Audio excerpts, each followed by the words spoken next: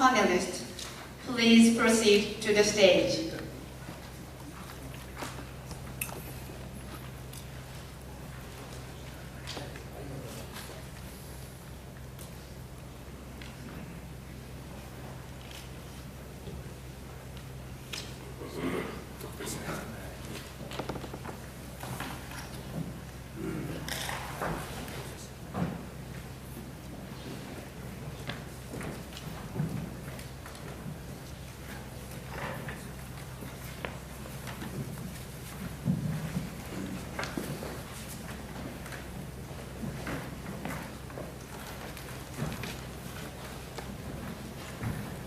Okay, good afternoon everybody, and thank you for coming to our panels on this APFED Showcase Program, Innovations for Sustainable Development.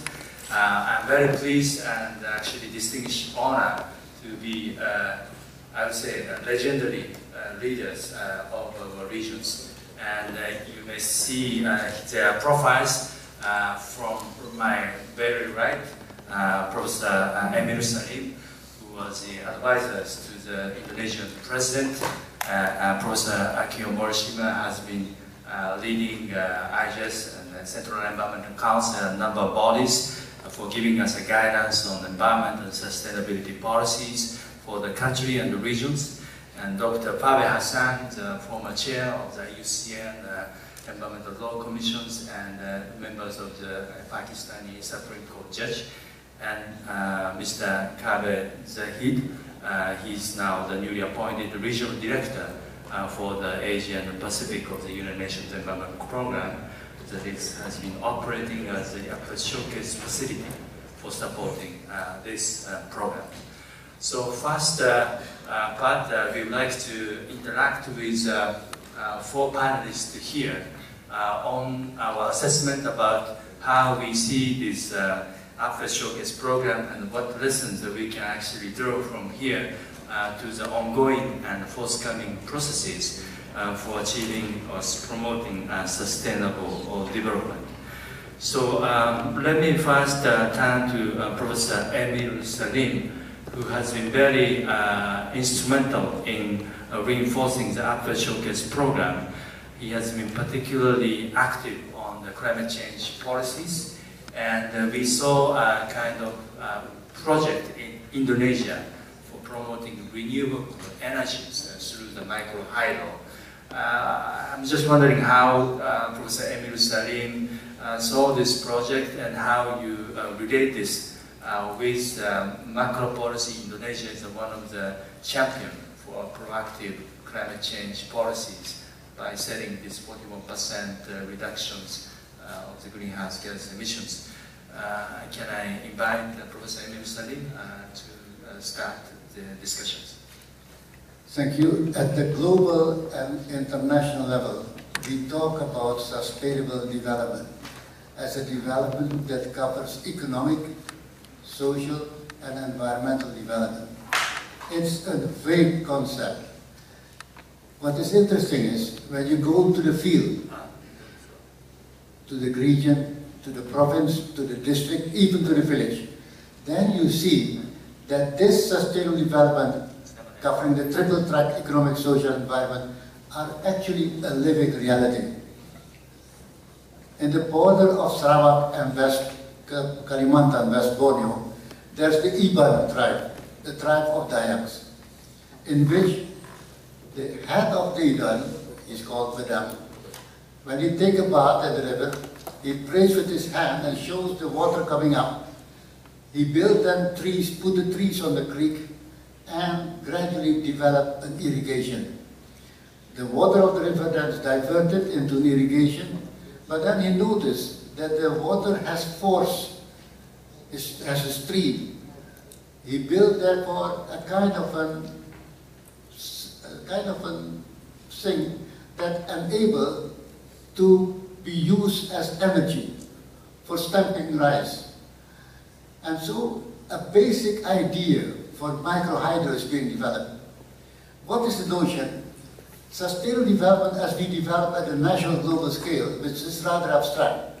When you go down to the village, it is a reality. People are developing based on the triple track basic economic issues, for the rights, for environment, this creek, and as well as for social, satisfying the needs of the local people.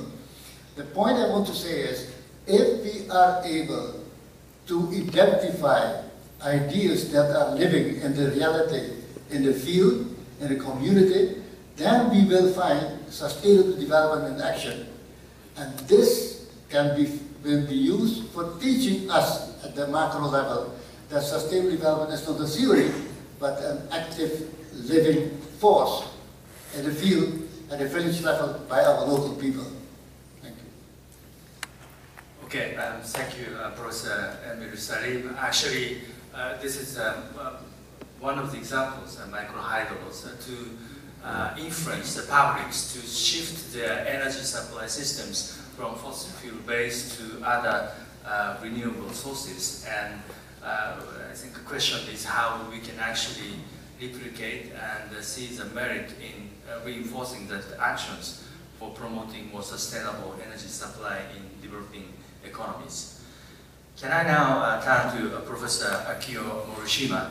I guess he has been overseeing this APFED Showcase program from the launching part, the selection process, and the evaluation part as well. I guess now we are at the stage to assess what are really the practical values this program has brought to the reality, particularly at the field level in developing Asia and the Pacific. May I ask Professor Morishima to comment on this issue? Thank you, Mr. Kobayashi. Before I get into the practical value of Showcase program, I'd like to follow up what Mori-san said about the APFED. APFED started, as Mori-san said, at 2000. Actually, it started the actual activity 2001, and the eminent persons participated in the APFED are like Dr. Emir Salim, Dr. Hassan, and mostly the minister class people. I cannot remember how many, but around the 10 person from Japan, and I said that late Prime Minister Hashimoto and the Environment Minister, later the Foreign Minister of Foreign Affairs, Kawuchi-san, and I myself, as the President of IGES, I worked as the head of the Secretariat. And we started with the rather macro issue of how Asia Pacific area can be sustainable, and we discussed. Then because of time limit, and then we after 5 years, after we published the kind of announcement or declaration or whatever, we think that in Asia it is very important to alleviate the poverty and also to push the government, national government, the local people, community has to work and by themselves and adapting to their local conditions, and to initiate, to encourage them to work for the sustainable, in the sense that sustainable, their own sustainability. It is necessary to give some incentives for their own way of living. So that is the original idea of so-called showcase program. And as shown in this pamphlet, 58 cases are selected in 5 years. And one of the program is what Dr. Salim said. And we found that at the same time, the research institute assisted advice, gave advice to the community and monitor and make assessment and left the record for the other communities or the other people. So in that sense, I think that it's not only just for the individual community, but also it can be deployed, this case can be deployed to the other cases. In that sense, I have no time to explain in detail, but this kind of activities, showcase kind of activity, can be more exercised by not only the ISAP, but also by the Japanese government, but also any other government or international organization. In that sense, even though the only, in a sense, only 50, actually for 52, 58 we employed, but actually it was successful up to 52 or 56. And in any case, still now, in a different way, I just hasn't been done through the Kitakyushu cases. We are supporting local community activities, local government activities, and local community activities. But I hope all sustainable development can be supported by the field or all people, non-governmental activities. Of course, the central government activities is very important, but by the national government activity, or only the national government activities cannot achieve the sustainable development throughout the world. Thank you very much. Okay, thank you, Professor Morishima, for going over the development of this APFED and its relevance to the current stage. Can I now turn to Dr. Pabe Hassan? He has been also following up this showcase program and also from the different angles to see this social capacity development. Can I ask for your comments on this? Good afternoon to all of you. Thank you, moderator.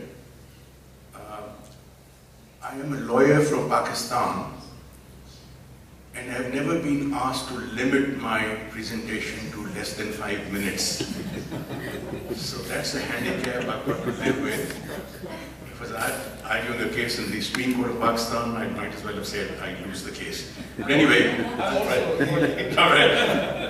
I really want to begin by felicitating the government of Japan, UNEP, and the many, many dedicated persons, governments, institutions that made the Asia-Pacific Forum for Environment and Development the success, and I like to believe the magic that it became in the region.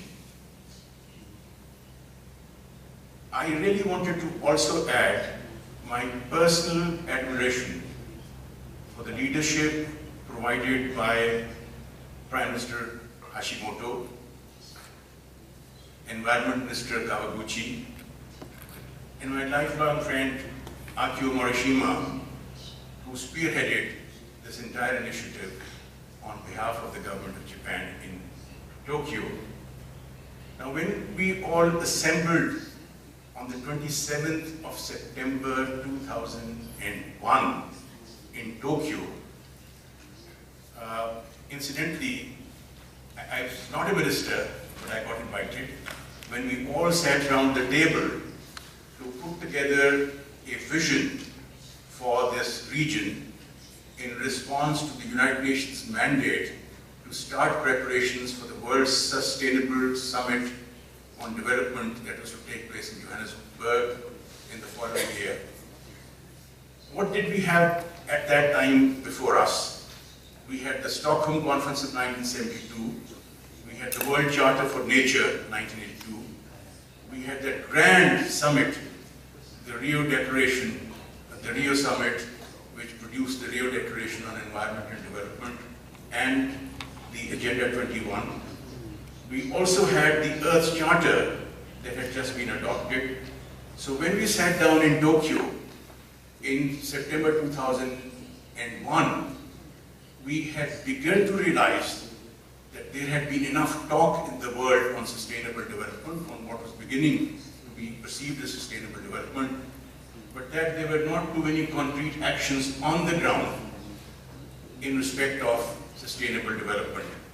So the global partnership that Stockholm and Rio put together as a vision for the global community, which was to be based on the necessity of the developed countries transferring resources and technology to the developing countries. So that was the basis on which we all sat together, and APFED was, to my mind, the first manifestation of walking the talk, of trying to do something on the ground as a part of the global agenda that was being regionalized at the level of the Asia and Pacific. And what you saw presented in terms of showcase projects, I really think the videos missed the magic. They missed the transformative aspect of each of these. No community in the Asia-Pacific region remained the same after these projects had touched them in those years. And I really think that one of the greatest game changers that I've seen in the field of sustainable development, and I've worked in it for about 40 years, I have seen the practical, on-the-ground application of sustainable development at the level that we were able to bring out in the showcase projects. The APFED Showcase program was unique in the sense that it brought the local stakeholders to the forefront of our collective struggles to achieve sustainable development. In each one of the projects, there was a key stakeholder group that spearheaded the joint community-based actions. The program also promoted innovative action building upon the biophysical, socioeconomic, and cultural resources that differed from one community to the other.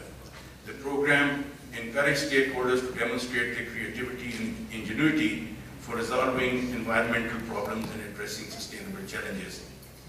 And if I have to sit on this table today to project something that we need to do in the future, I would like to underline a few points.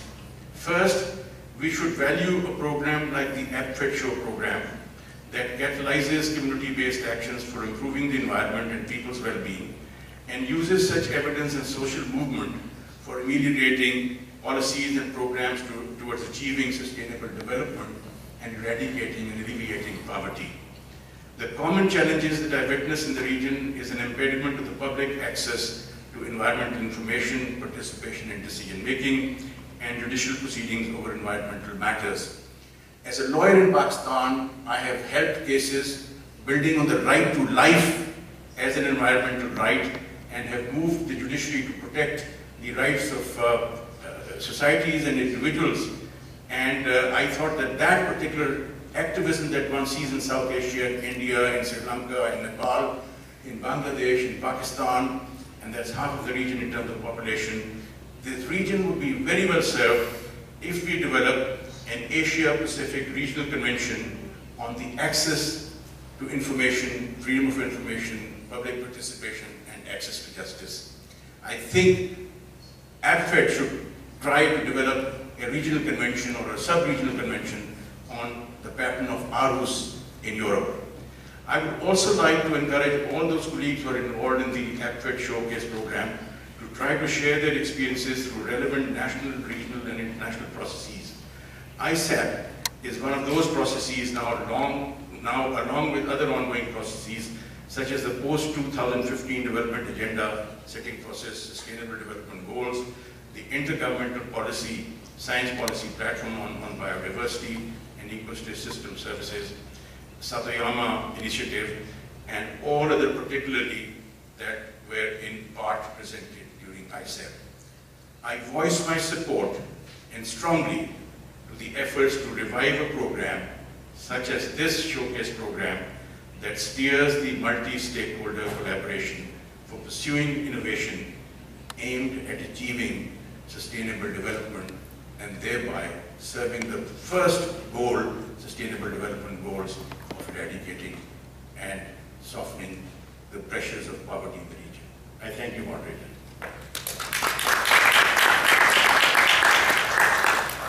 Thank you, Dr. Babe Hassan, for your strong words and very concrete suggestion for the process coming from now. Can I now turn to Mr. Kabe Zahidi?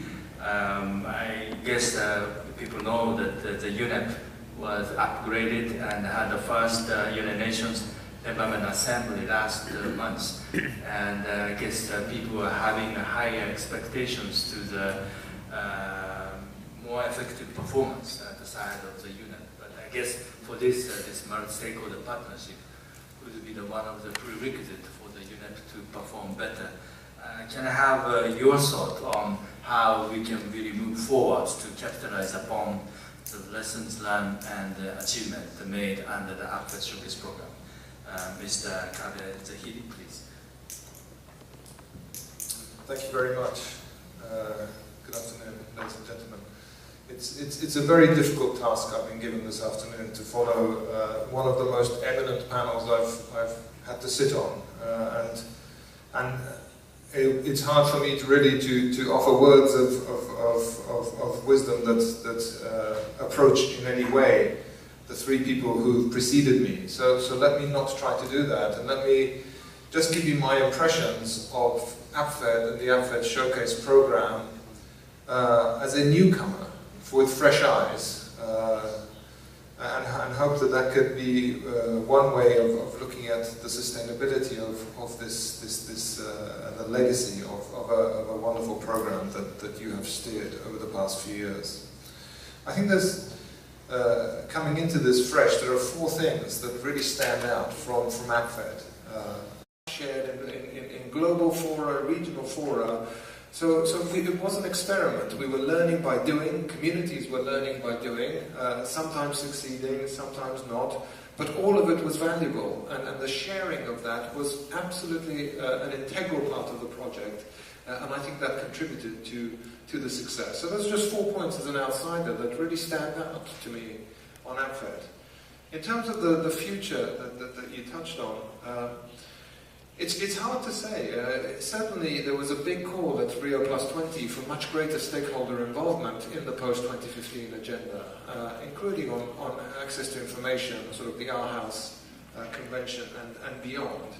And certainly at UNEP we have tried to translate that into stakeholder involvement within our operations. But I think that for me, if I'm thinking of the future, there's clearly no shortage of meetings in our region or anywhere else, so that probably shouldn't be our future. But maybe as we take the APFED Showcase program and the wonderful learning, maybe we should start to think about an SDG Showcase program, showcasing real-life examples of how each of the 17 or however many SDGs we end up with could look like to a community as they struggle with their development challenges. So, Chair, let me leave it at that with my small idea of our legacy for APFED. Okay, thank you very much. I like this idea of SDG showcase. I guess people in our group is really looking for kind of opportunities to experiment, achieve macro, national, international policies. Thank you for giving us concrete suggestions.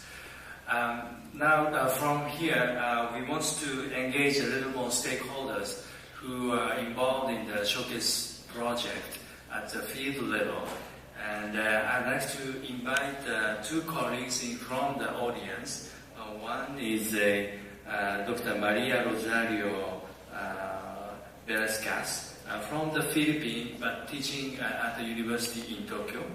And there is another colleague with Smriti Felicitas Marapati, who is a freelance journalist from originally Nepal, who happened to be in Japan at the same time.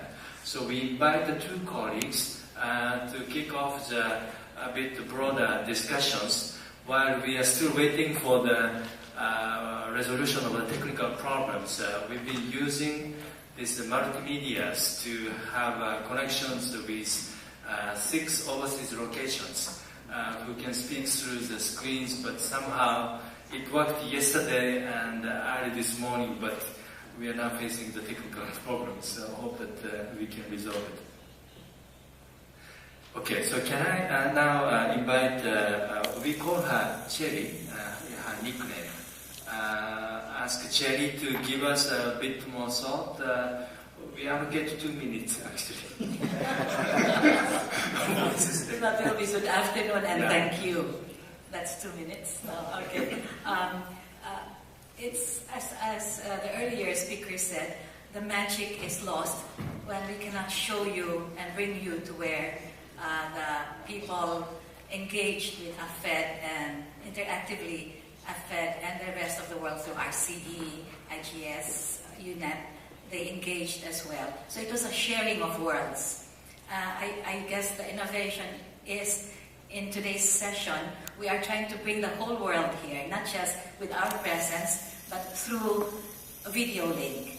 And that's probably why you are seeing Professor Masanori in and out of his chair, because we're trying to put the innovation, technology in action. And in the case of the Philippines, RCE Cebu, accredited by UNU in 2006, we went up to the forest community and 2,500 people only, but as our lawyer from Pakistan said, their lives will never be the same again because small steps were taken. For example, as we asked them to review with us their environment, it was so rich from our point of view, the outsider's point of view, but it was ironical because the people in the forest were living in poverty and had so much challenges. But as we all went together, the youth particularly went through caves, got out of caves, and they have 7 caves in the area. And they discovered that that is a treasure that they want to own, that they will claim for their own, and it will be their lifestyle, it will be their livelihood. And that got us into thinking that if the worlds can be known by the people in the area, probably we can have eco schools, and then under eco schools we have forest schools and so on, and we train people in an informal type of education, or maybe video or e-link and so on, then we maximize the learning process about very precious resources, but to be manned and to be manned by people in the area. So I like the suggestion earlier that we should give incentives to people on the ground, because who else will be the best defenders of their community but the people themselves? So maybe organizations can think about noble occupations like forest stewards, sea stewards, and so on. And our students, our residents of this area do not have to get out of their communities to learn something that is strange to their culture. They will be taught, no, they will learn together with their culture, but they will also share that culture elsewhere. So sharing of knowledge, broadening of knowledge, I think is the next agenda. Hopefully we lessen ecological footprint by not coming to meetings like this, but instead engaging ourselves in video links and so on, and being on the ground, so our people on the ground can participate as well, and you can see them. You can see the magic that was done by APFED and all the participating partners in the community. Thank you very much. Okay, thank you. She was managing the project where actually they call informal squatters. They are not legally allowed to live officially in the protected forest areas, but at the same time the government cannot remove them because they claim that they are there before government designated the areas as the protected areas. So they have to find a diplomatic compromise between these legislative requirements and the people's needs to live in that situations. I have now a pleasure to invite Smriti. She has been actually visiting a number of the showcase projects. Maybe you can briefly tell her what project you have seen, and she can comment from a bit more objective viewpoint. What was really the charm or the uniqueness of this project, and what you may say as kind of future challenges for the forthcoming years. Smriti, you have the floor. Thank you very much. Thank you for inviting me here to speak today. I had a very limited engagement with these projects, mostly as a journalist reporting on them. I visited one silviculture project in Nepal, but mostly I wrote a story on a project that was started by an organization called Youth Engagement and Sustainability, and their objective was to get more people in Kathmandu to use CFL bulbs, so switch from incandescent bulbs to CFL bulbs. The project started around 2008. It was very small, and the idea was Kathmandu suffers from lots of load shedding, especially in the winter season, sometimes up to 10 hours a day, and the idea was that by switching from incandescent bulbs to more efficient CFL lighting, that it would reduce the burden on energy, and the CFL bulbs would last longer as well than incandescent bulbs. But the cost of the bulbs are very high, and so it needed a little boost. So there was some campaigning, there was a concert, there was a rotation fund for people who could probably not afford to buy the bulbs themselves, and various small initiatives.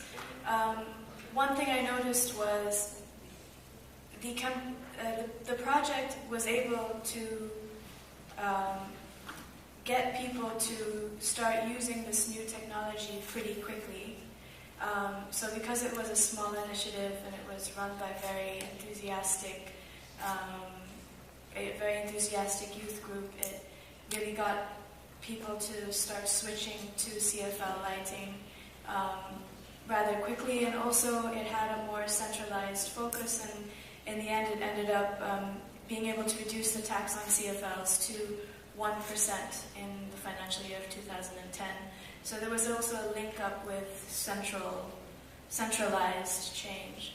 But what happened a year into the project was issues around the disposal of CFL bulbs started emerging, with hazardous mercury being an issue and waste disposal not really very well regulated in Nepal. And so the campaign quickly caught onto this, and then eventually it stopped promoting CFL lighting. But the people who led the program are now entrepreneurs trying to promote a new type of lighting technology, which are LEDs, and reducing the cost of LEDs. So it was able also to change course very quickly, given these new developments in the technology, whereas the government is still continuing to promote CFL lighting. So I think it raises an interesting point about the ability of these smaller programs to actually respond to change, which I found quite interesting, except that there were certain factors about the technology that they didn't know before. Thank you. Okay, thank you, Smriti, for giving us some highlight of the project you have visited. I think the idea was really to combine this income generation through the sericulture productivity improvement but at the same time promoting some environmentally sound campaigns like energy efficient lighting bulb change or solar power generations. But I see there are still some challenges like waste management, etc. So we have to broaden this coverage of sustainability issues. I also want to draw attention to the panelists that screens in front are not showing anything, but if you look back, you see the 7 screens through which we see our collaborators showing their faces. Actually, I am one of the un-Japanese, meaning that we never try anything unless we have 120% assurance. We tried it without having 120% assurance. So let's see if it works. By the way, this technology is provided by Yokohama National University and Huawei Telecommunication Corporations. And if it works well, give us a big clap. If it doesn't work, please blame me for this. All right, so first, I'm very pleased to call the name of Agus Shiriyap Hadayat. He's a leading researcher of Indonesian Institute of Science called LIPI. Agus, can you hear us? Yes. Yes, Professor Kobayashi, I can hear you, but voice is not so clear. Can you hear me? Okay, so we can hear you well. And shut it down first and restart. A bit like a bird. Hello, can you hear me? Yes, so you have 2 minutes to tell us your point. I just have to change some today. It's overheating. You know.